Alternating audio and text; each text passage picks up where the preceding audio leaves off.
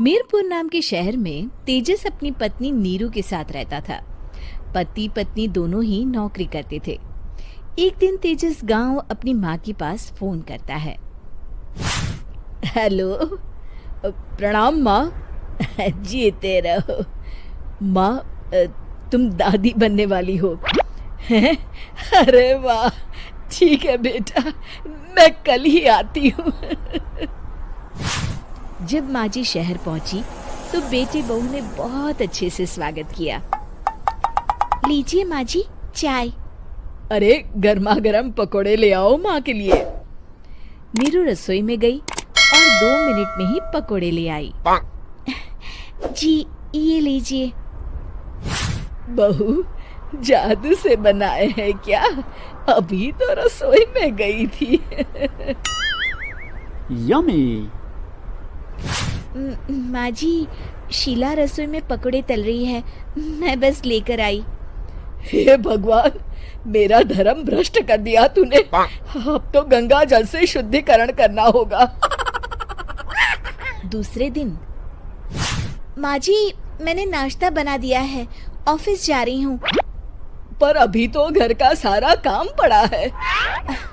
शीला आती ही होगी, झाड़ू पोछा बर्तन कपड़े वो सब कर लेगी।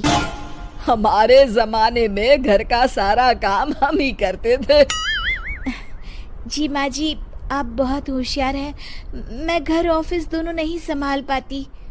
तो जरूरत क्या है घर से बाहर जाकर चाकरी करने की? वैसे भी घर का काम खुद करने से घर में बरकत आती है, समझी? पर माँ जी। पर वर कुछ नहीं, इस महीने की पगार मिले फिर ऑफिस बंद। हाँ। रात को नीरू तेजस से कहती है, सुनिए जी, माँ जी बोल रही थी कि मैं नौकरी छोड़ दूं। वैसे ठीक ही तो है, अभी तुम्हें आराम की जरूरत है। फिर भी आराम कहाँ, शीला को छुड़ाने के लिए बोल रही थी। तो अब 24 घंटे में इतना काम तो कर ही सकती हो। पर जॉब पसंद है मुझे, घर पर मन नहीं लगेगा। अगले दिन जब दोनों ऑफिस के लिए निकल रहे थे, मेरी तो कोई कीमत ही नहीं है इस घर में। माँ जी, आजकल महंगाई बहुत है, रहन सहन भी बदल गया है, दोनों नौकरी करते हैं तभी ठीक रहता है। अच्छा, तू कहना क्या चाहती है? मेरा बेटा तुझे बिठा के खिला नहीं सकता? तू ही इस घर का खर्च चला रही है, हैं? नहीं माँ जी, मेरा वो मतलब नहीं था। मतलब खूब समझती हूँ, ये बाल धूप में सफेद नहीं किए मैंने। हाँ।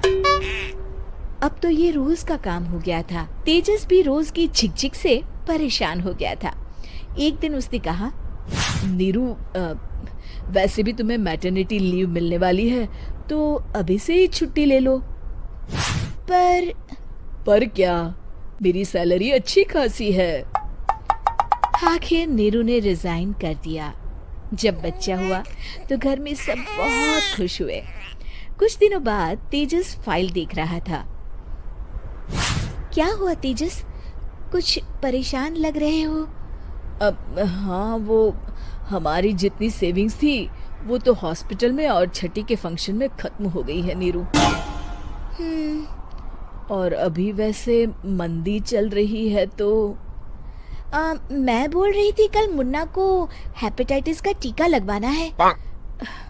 नीरू, क्या पोस्टपोन नहीं कर सकते? नहीं जी, बिल्कुल नहीं। अब तेजस को समझ में आ रहा था कि उससे गलती हुई है। पैसों की कमी का असर घर के माहौल पर भी पड़ रहा था। अगले दिन, बेटा मेरा चश्मा और ये दवाइयाँ ले आना, पर्चा देते हुए माँ जी ने कहा। जी। तेजस, मुन्ना के लिए दूध का डिब्बा और डायपर भी ले आना, और ये किराने के सामान की लिस्ट है, इसे भी लाना है। तेजस गुस्से में लिस्ट मरोड़कर फेंकता है और चिल्लाता है, पैसे क्या पेड़ पर उगते हैं? ये ले आना, वो ले आना। अरे पर ये जरूरत का सामान ही है। वो गुस्से में बिना कुछ कहे ऑफिस चला गया। अरे लंच तो ले जाइए। नीरू दौड़कर डिब्बा पकड़ाती है एक दिन खाना खाने के बाद, नीरू, अब तो मुन्ना कुछ बड़ा हो गया, तो अब तुम वापस ज्वाइन कर लो ना जॉब। पर इस रिसेशन में जॉब मिलना बहुत मुश्किल है। ट्राई तो करो। फिर मुन्ना, माँ जी है ना, और एक फुल टाइम मेड भी लगा लेंगे। पर माँ जी, उन्हें तो पसंद नहीं। तभी माँ जी वहाँ आ जाती है और प्यार से नीरू के सर पर हाथ फेरते हुए बोलती है, अब मेरी समझ में आ गया बहू, पहले के और अब के समय में अंतर है। तुम काम शुरू करो, मुन्ना की जिम्मेदारी मेरी। मेरी प्यारी माँ जी, ये कहकर नीरू उनके गले लग गई। शिक्षा, परिवर्तन संसार का नियम है, हमें भी समय के साथ चलना चाहिए। उम्मीद है कि आपको हमारी ये कहानी पसंद आई होगी।